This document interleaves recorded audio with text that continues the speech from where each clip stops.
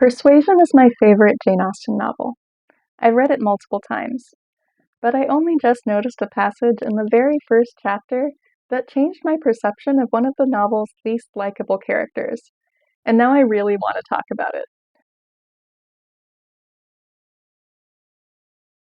Hi everybody, my name is Rosie.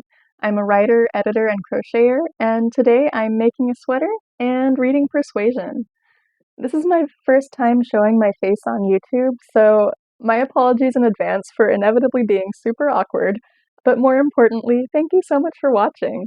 I want this to be a space where we read and discuss classic literature while also working on our handmade projects. I really value both the craft of writing and the many crafts of making things. I think those ways of being creative have a lot more in common than many people might assume. And I started this channel to kind of bring those two passions of mine together. I love reading or listening to audiobooks or watching YouTube videos while I crochet. So if you like to do any of those things too, I would love to keep you company. Today I'm going to read chapter 1, and after that we'll do some close reading and have a little bit of a discussion featuring Anne Elliot's terrible older sister Elizabeth and why I actually kind of empathize with her. I have timestamps below in case you want to skip ahead, but if all that sounds good to you, then let's get started. Persuasion, Chapter 1. Sir Walter Elliot of Kellynch Hall in Somersetshire was a man who for his own amusement never took up any book but the baronetage. There he found occupation for an idle hour, and consolation in a distressed one. There his faculties were roused into admiration and respect by contemplating the limited remnant of the earliest patents.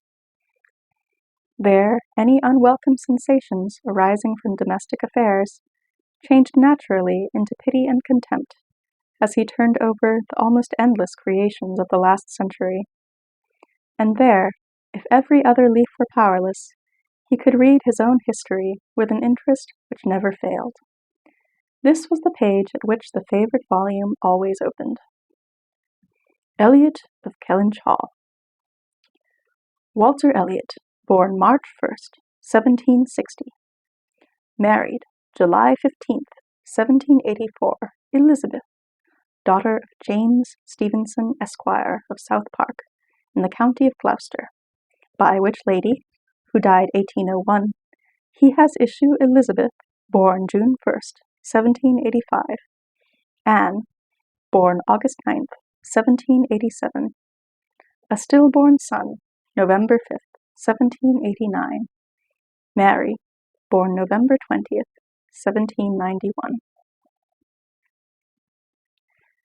Precisely such had the paragraph originally stood from the printer's hands, but Sir Walter had improved it by adding, for the information of himself and his family, these words after the date of Mary's birth. Married December 16th, 1810, Charles, son and heir of Charles Musgrove, Esquire of Uppercross, in the county of Somerset, and by inserting most accurately the day of the month on which he had lost his wife. Then followed the history and rise of the ancient and respectable family, in the usual terms. How it had been first settled in Cheshire, how mentioned in Dugdale, serving the office of High Sheriff, representing a borough in 3 successive parliaments, exertions of loyalty and dignity of baronet in the first year of Charles II, with all the Marys and Elizabeths they had married, forming altogether 2 handsome 12mo pages, and concluding with the arms and motto, Principal Seat, Kellynch Hall, in the county of Somerset, and Sir Walter's handwriting again in this finale. Heir presumptive, William Walter Elliot, Esquire, great-grandson of the second Sir Walter. Vanity was the beginning and the end of Sir Walter Elliot's character. Vanity of person and of situation. He had been remarkably handsome in his youth, and at 54 was still a very fine man. Few women could think more of their personal appearance than he did, nor could the valet of any new-made lord be more delighted with the place he held in society.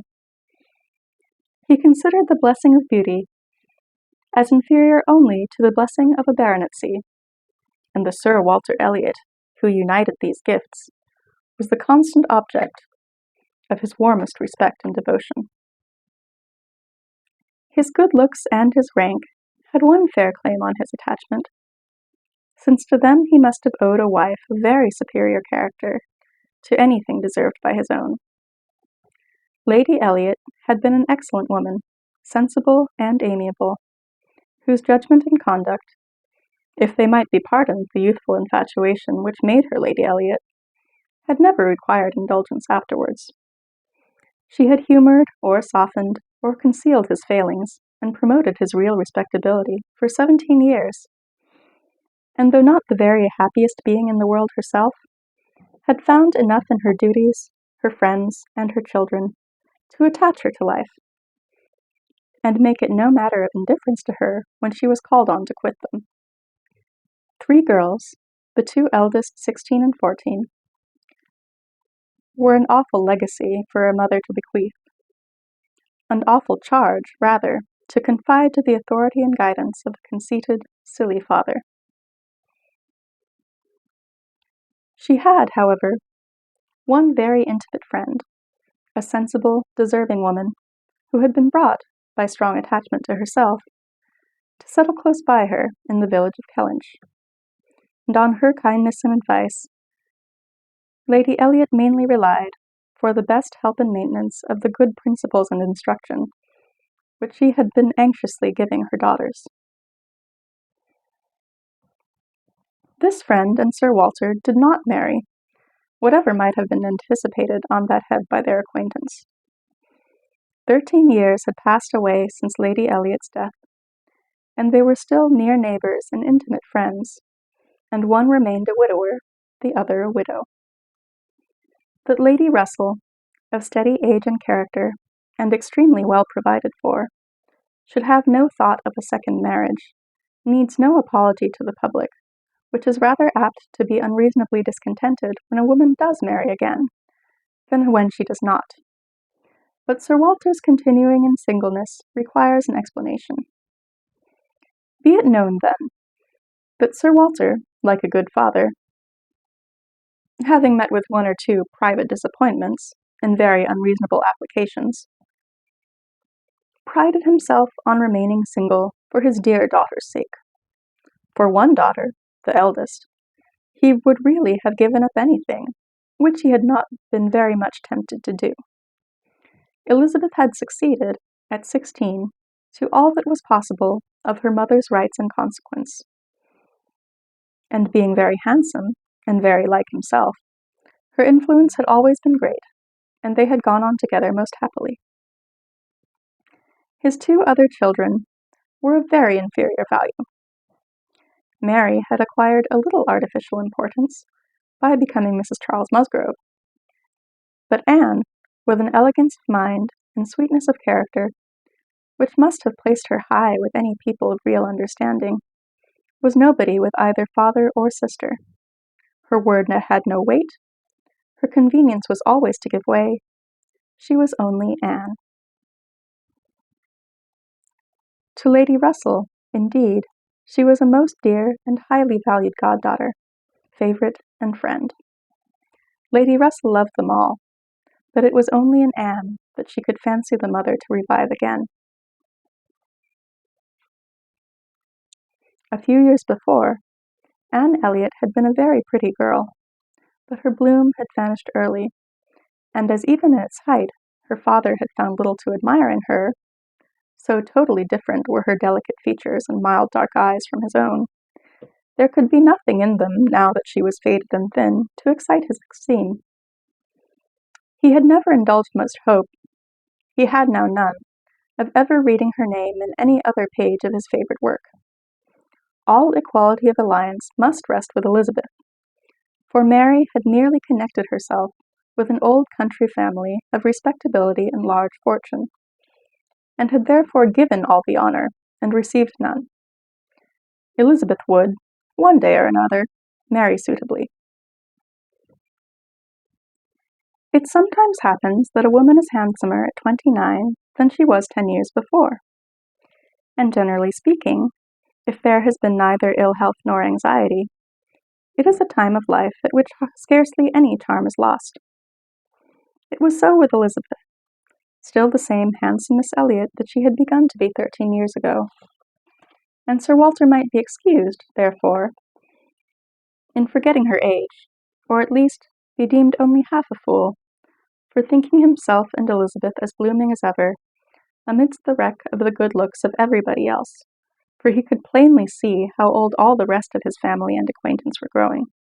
Anne haggard, Mary coarse, every face in the neighbourhood worsting, and the rapid increase of the crow's foot about Lady Russell's temples had long been a distress to him.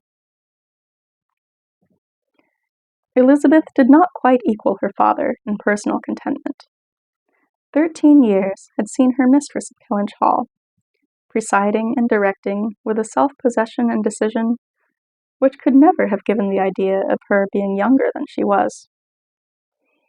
For 13 years had she been doing the honours, and laying down the domestic law at home, and leading the way to the chastened four, and walking immediately after Lady Russell out of all the drawing-rooms and dining-rooms in the country. 13 winters' revolving frosts had seen her opening every ball of credit which a scanty neighbourhood afforded, and 13 springs shone their blossoms as she travelled up to London with her father for a few weeks' annual enjoyment of the great world. She had the remembrance of all this. She had the consciousness of being 29, to give her some regrets and some apprehensions. She was fully satisfied, being still quite as handsome as ever, but she felt her approach to the years of danger, and would have rejoiced to be certain of being properly solicited by baronet blood within the next 12-month or 2. Then might she again take up the book of books with as much enjoyment as in her early youth, but now she liked it not. Always to be presented with the date of her own birth, and see no marriage follow but that of a younger sister, made the book an evil, and more than once, when her father had left it open on the table near her, she closed it with averted eyes and pushed it away. She had had a disappointment, moreover, which that book, and especially the history of her own family, must ever present the remembrance of. The heir presumptive, the very William Walter Elliot, Esquire, whose rights had been so generously supported by her father, had disappointed her. She had, while a very young girl, as soon as she had known him to be, in the event of her having no brother, the future baronet, meant to marry him, and her father had always meant that she should. He had not been known to them as a boy, but soon after Lady Elliot's death, Sir Walter had sought the acquaintance, and though his overtures had not been met with any warmth, he had persevered in seeking it, making allowance for the modest drawing back of youth. And in one of their spring excursions to London, when Elizabeth was in her first bloom, Mr. Elliot had been forced into the introduction. He was at that time a very young man, just engaged in the study of the law, and Elizabeth found him extremely agreeable, and every plan in his favour was confirmed. He was invited to Kellynch Hall. He was talked of and expected all the rest of the year,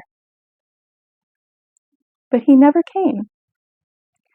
The following spring he was seen again in town, found equally agreeable, again encouraged, invited, and expected, and again he did not come, and the next tidings were that he was married. Instead of pushing his fortune in the line marked out for the heir of the house of Elliot, he had purchased independence by uniting himself to a rich woman of inferior birth. Sir Walter had resented it. As the head of the house, he felt that he ought to have been consulted, especially after taking the young man so publicly by the hand. For they must have been seen together, he observed, once at Tattersall's, and twice in the lobby of the House of Commons. His disapprobation was expressed, but apparently very little regarded. Mr. Elliot had attempted no apology, and shown himself as unsolicited of being longer noticed by the family, as Sir Walter considered him unworthy of it. All acquaintance between them had ceased.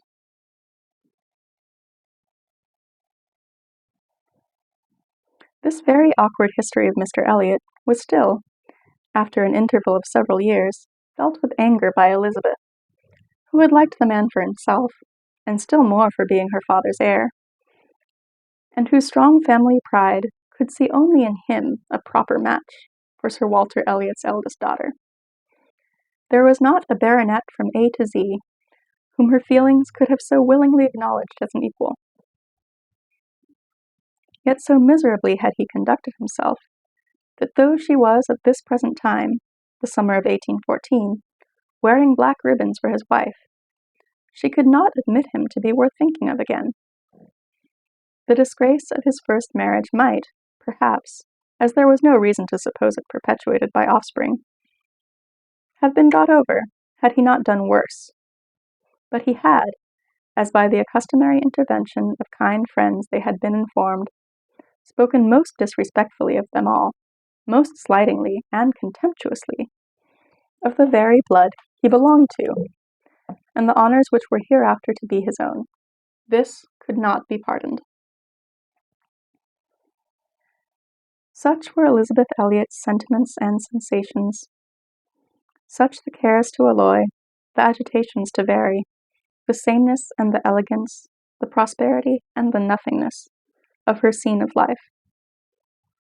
Such the feelings to give interest to a long, uneventful residence in one country circle, to fill the vacancies which there were no habits of utility abroad, no talents or accomplishments for home to occupy. But now, another occupation and solicitude of mind was beginning to be added to these. Her father was growing distressed for money. She knew that when he now took up the baronetage, it was to drive the heavy bills of his tradespeople and the unwelcome hints of Mr. Shepherd, his agent, from his thoughts. The Kellynch property was good, but not equal to Sir Walter's apprehension of the state required in its possessor. While Lady Elliot lived, there had been method, moderation, and economy, which had just kept him within his income, but with her had died all such right-mindedness, and from that period he had been constantly exceeding it. It had not been possible for him to spend less. He had done nothing but what Sir Walter Elliot was imperiously called on to do, but blameless as he was not only growing dreadfully in debt, but was hearing of it so often that it became vain to attempt concealing it longer, even partially from his daughter. He had given her some hints of it last spring in town. He had gone so far even as to say, "Can we retrench? Does it occur to you that there is any one article in which we can retrench?" And Elizabeth, to do her justice, had, in the first ardour of female alarm, set seriously to think what could be done, and had finally proposed these two branches of economy: to cut off some unnecessary charities, and to refrain from new furnishing the drawing-room, to which expedients she afterwards added the happy thought of taking no present down to Anne, as had been the usual yearly custom. But these measures, however good in themselves, were insufficient for the real extent of the evil, the whole of which Sir Walter found himself obliged to confess to her soon afterwards. Elizabeth had nothing to propose of deeper efficacy. She felt herself ill-used and unfortunate, as did her father, and they were neither of them able to devise any means of lessening their expenses without compromising their dignity, or relinquishing their comforts in a way not to be borne. There was only a small part of his estate that Sir Walter could dispose of, but had every acre been alienable, it would have made no difference. He had condescended to mortgage as far as he had the power, but he would never condescend to sell.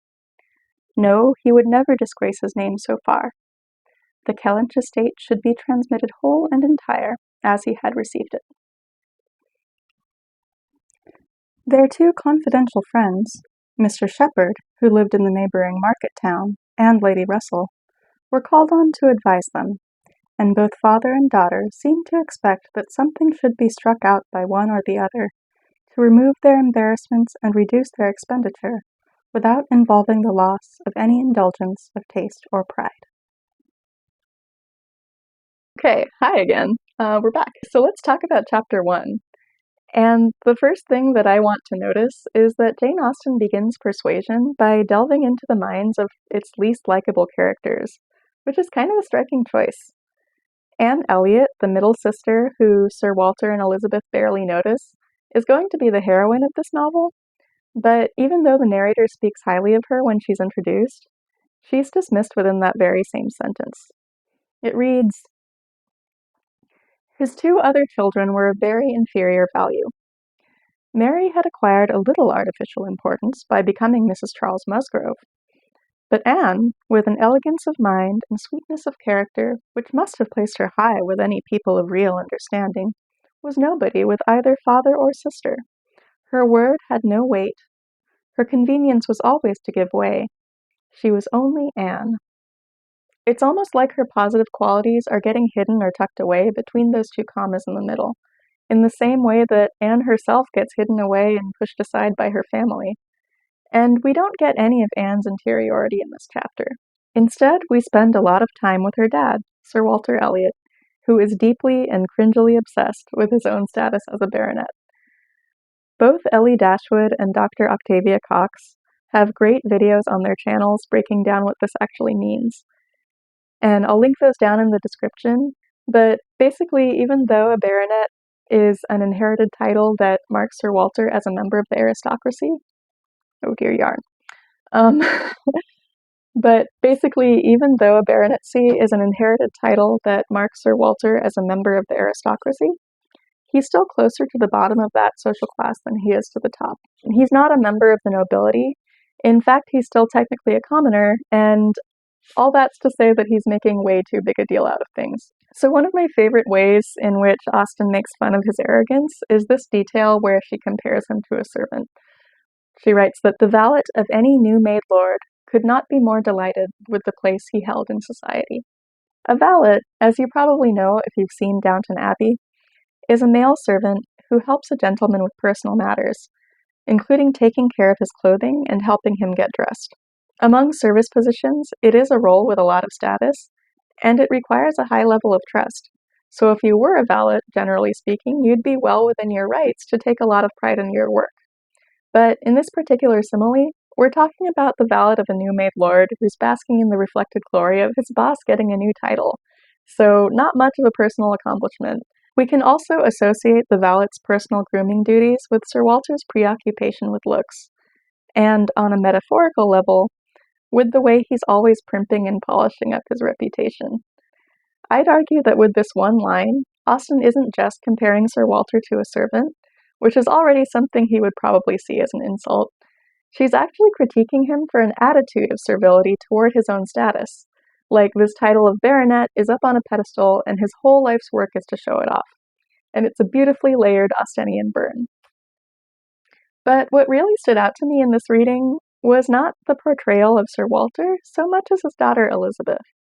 And given that she thinks about rank in the same way that he does, I was surprised that I found myself feeling pretty sympathetic to her. Now, don't get me wrong, Elizabeth is shown to be pretty obnoxious in this chapter. She's a snob just like her dad, she dismisses her sister Anne, and her first thought on how to save money is for the Elliots to stop giving to charity, rather than cutting back on any of their personal luxuries that probably cost a lot more.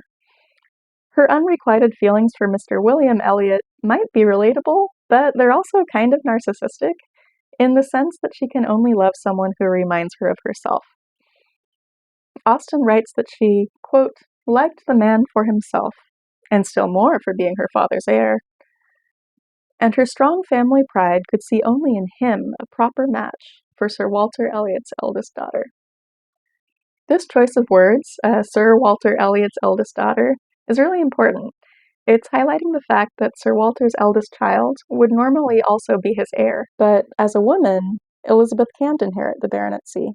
She has to marry to keep that status, and she's decided not just that she has to marry a baronet, but that she has to marry the baronet who will inherit her father's title.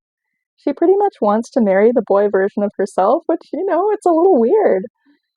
And yet immediately after that paragraph, we get this one. Such were Elizabeth Elliot's sentiments and sensations. Such the cares to alloy, the agitations to vary, the sameness and the elegance, the prosperity and the nothingness of her scene of life. Such the feelings to give interest to a long, uneventful residence in one country circle, to fill the vacancies which there were no habits of utility abroad, no talents or accomplishments for home to occupy. This passage set off a light bulb for me. First of all, it echoes another famous passage in this book that we'll get to much later, that describes how women live at home, quiet, confined, and our feelings prey upon us. For those who haven't read Persuasion before, I don't want to give spoilers, but if you know, you know. And given that this later passage is expressed by someone very sympathetic and carries a lot of emotional weight within the narrative, it's a little ironic that Elizabeth is having those same feelings so early on. Even without that context, though, this is a very poignant picture of a life that, in spite of its luxury, doesn't have much purpose or opportunity to make it interesting. A life of prosperity and nothingness. Yikes! We've seen the details that make up this melancholy sense of sameness in the description that comes a little earlier in the chapter. Of the 13 years Elizabeth has been, quote, doing the honors and laying down the domestic law at home, and leading the way to the chastened four, and walking immediately after Lady Russell out of all the drawing rooms and dining rooms in the country. I won't read the whole passage, I'll put it up on the screen, but we get this repetition of 13 winters, 13 springs, and it all sounds really boring. Even if these micro accomplishments, like being the first person to walk to the carriage, felt exciting in the beginning, it's clear that Elizabeth isn't feeling that way anymore. Austen is showing how Elizabeth's options and activities in this time period are very limited because of her gender, even though she's the daughter of a baronet, and maybe partly because of that. Her only path forward is marriage, and the guy she wanted to marry didn't want to marry her. From that perspective, she's a much more sympathetic figure, especially when you remember that a lot of her bad behavior is probably at least partially a result of Sir Walter's bad parenting. Plus, she's 29 and single when she doesn't want to be single. And from personal experience, I can admit that even today that doesn't always feel good. Obviously, any age is a fabulous age to be single when you are in a place to enjoy it. But I'm just saying that social and internal pressure is real. So why put all of this in the first chapter of the novel? How do Sir Walter's and Elizabeth's perspectives help to set up our story? Plot-wise, we have an inciting incident in the fact that Sir Walter's debts are about to require the family to make some major changes, and seeing Sir Walter's self-importance through his own eyes definitely helps to show how that situation came about.